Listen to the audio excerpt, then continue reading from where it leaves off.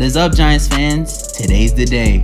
Today's the day for my 2021 New York Giants mock draft. What I would do if I were the Giants general manager, if I was Dave Gettleman, Wade Gettleman himself, if I was Dave Gettleman, who would I take to be the next superstars for this New York Giants team? Now, we know that the Giants love Devontae Smith. They love Jaylen Waddle. You know, they've been in talks with Micah Parsons. Rashawn Slater has probably been the most mocked player to the Giants, you know. And we know that this year they need to hit on that 11th overall pick. We know there's been talk about them trading back, but you know, I am more of a fan of just staying there at 11 and picking a guy, maybe even best player available, depending on who's on the board. And we know it's gonna be crazy. We know it's gonna be a lot of quarterbacks who's gonna get taken high in the draft. It's gonna be crazy. There's gonna be trades. Just can't wait for it on Thursday, man. It's like Christmas. You know, I will have my live reaction. You know, I won't be live, but I will get my live reaction to the pick.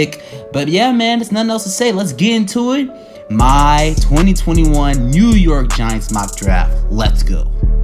And with the 11th overall pick in the 2021 NFL Draft, I have the New York Giants selecting my boy Jaylen Waddle, wide receiver out of Alabama. Jaylen Waddle is an explosive wide receiver who's been labeled as possibly being the next Tyreek Hill.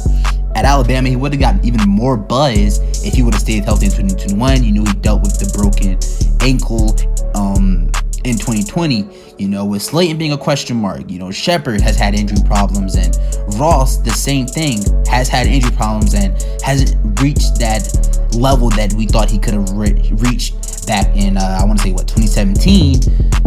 Kenny Galladay is really your only sure thing when you're talking about wide receivers for the New York Giants. So picking Jaylen Waddle at 11th overall would make perfect sense for the New York Giants. Jaylen Waddle is not, and I repeat, is not just a slot wide receiver. I hate when people like to label him as just a slot wide receiver. Dude can have an impact on the game on the outside also. He can kick return, punt return at an efficient level. You know, we've seen him do it before where he took the ball, you know, returning a punt and took it to the house. That's the type of explosiveness that comes with Jaylen Waddle.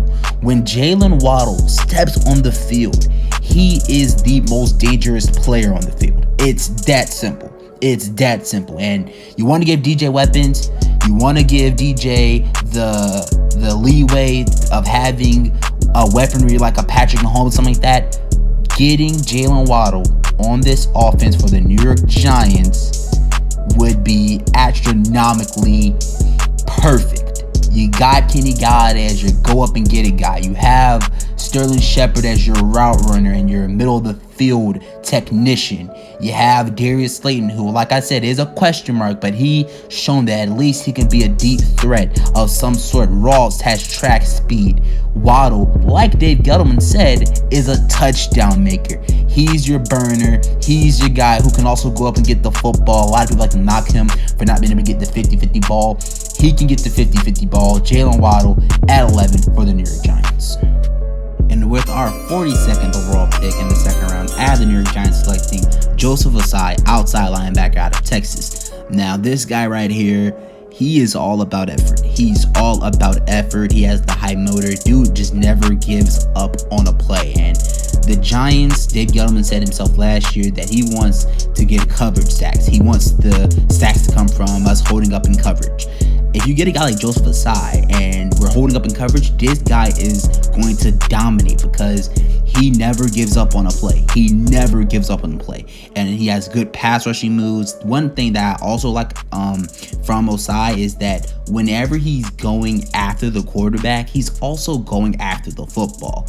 He's automatically bound to make a game-changing play if he's getting strip sacks. And that's why I like with all of my edge rushers. I love edge rushers who's not just going after the quarterback, they're also going after that football, trying to make that big game-changing play. And that's what Joseph Assad does. He played inside linebacker before transitioning into a bona fide just edge rusher. So he's only had one season of being an edge rusher at Texas, so he's going to have to learn more of the technique moves and stuff like that. But I feel like Patrick Graham is the guy for that. He's the guy who can teach him the moves, teach him the ropes around being a dominant edge rusher. But yeah, man, Joseph Assad, outside linebacker out of Texas. I feel like this guy with Leonard Williams and Lorenzo Carter, O'Shane Ximines, just a mixture of versatility of those guys going after the QB. You're getting yourselves a good player who can end up being possibly a dominant player on the next level with coaching. He has the effort, he has the will to go out there and get better. People say that his practice, his effort, his just the way he works when the cameras aren't on, that's what I like in a player also. And I feel like that would fit the Giants culture-wise also. So I have the Giants selecting Joseph Assad with the 42nd overall pick, outside linebacker out of Texas.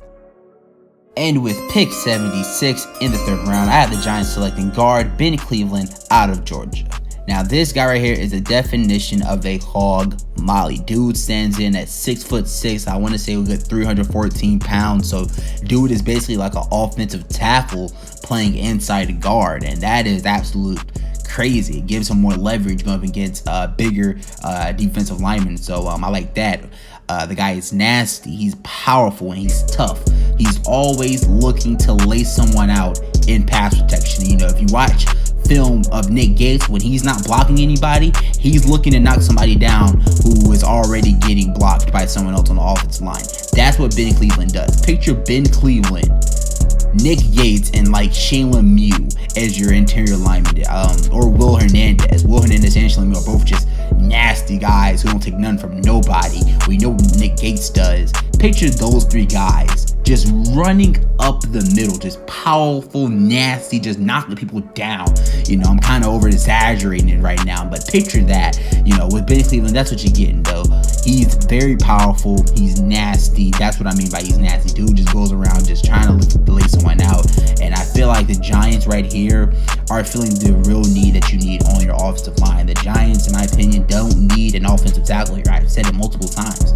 And I'm cool with Nick Gates being the center.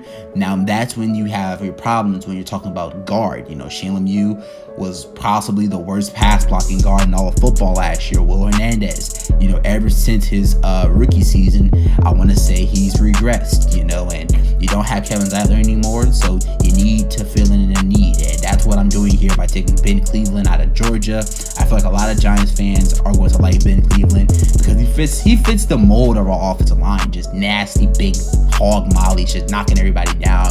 You know, he's not really the technique type of guard, but nobody on our offensive line outside of Andrew Thomas for real is really, you know, a technician. You know, so I feel like he fits the offensive line with his mentality and his play. So Ben Cleveland, guard out of Georgia at pick 76. And with the Giants 4th round pick 116, I have them selecting linebacker Armani Rice out of Georgia. Back-to-back Georgia Bulldogs here. But I feel like Monty Rice is getting a little bit underrated now. I feel like Monty Rice is a guy who brings instincts to the defense. You know, he never really overcommits and gets into unnecessary traffic. So if the running back is running to the right way, you're not going to see him just get stuck on the left side of the football field. He's going to make his way over to the right. He's going to lead that side alone. And I like that in Monty Rice. You know, he's not the coverage linebacker that the Giants need, but the way that I see it as he still feels the need as just someone you can have out there, someone who can. He's probably not going to cover your running backs and tight ends because he doesn't even have the speed to do that. He has average speed at best, but he's a guy who's tough. He's a guy who will go out there and make the tackles that need to be made, and he's just rangy, sideline to sideline type of guy, and that's the type of linebacker I like. You know, I'm not a big fan of just a guy who can just cover, because what are you going to do when there's a running back or someone or a tight end coming at you and he's trying to block you out of the way? You're just going to get ran over? No. Monty Rice is the other way around. He's not the best cover guy, but he's a guy who's not going to get bullied in run blocking. Now, he does struggle getting off the blocks, but so does Joseph Assad. And I feel like with that being said, these two linebackers right here, Patrick Graham can teach them how to not get, caught up in blocks. And I feel like Monty Rice is someone who Blake Martinez can mentor. You know, he's a mentor. I feel like he can mentor him, give him a young juice to the linebacking core, to the inside linebacking core. But yeah, man, we got Armani Rice out of Georgia with pick 116. Let's kill two birds with one stone here. Pick 186 out of the Giants, selecting Elijah Mitchell, running back out of Louisiana. And with pick 201, I had them selecting Larry Borum, offensive tackle out of Missouri. Just depth players here. I feel like Larry Borum, if the Giants were to take a tackle around this area, might be able to find themselves a rotation if they have the revolving door of the offensive line like they did last year. Elijah Mitchell has ties to our offensive line coach and Rob Sale. You know, they both were there at Louisiana for a couple of years. But you just find yourself some depth players here, players that later on down the line, maybe to find themselves roles on the roster. But for now, those guys are just going to be depth bench players. You know, that's what you do when you're getting later down into the draft. You find depth players at places where you need depth. And that's what I did right there, man. Pick 186, we got Elijah Mitchell, running back out of Louisiana. And pick 201, we got Larry Borum, offensive tackle out of Missouri. If you are still here, thank you, man. You are a real one. I love you guys, man. If you're still here, you are a G, man. Go ahead and hit that subscribe button if you're still here, man. Hit that subscribe button right now. But yeah, man, that's going to do it for this mock draft. That's going to do it for my New York Giants 2021 mock draft. I hope you guys enjoy it. Like I said, also comment down below your grades for my mock draft. I feel like this draft helped the Giants go out and win in 2021, like the Giants are going to have to do.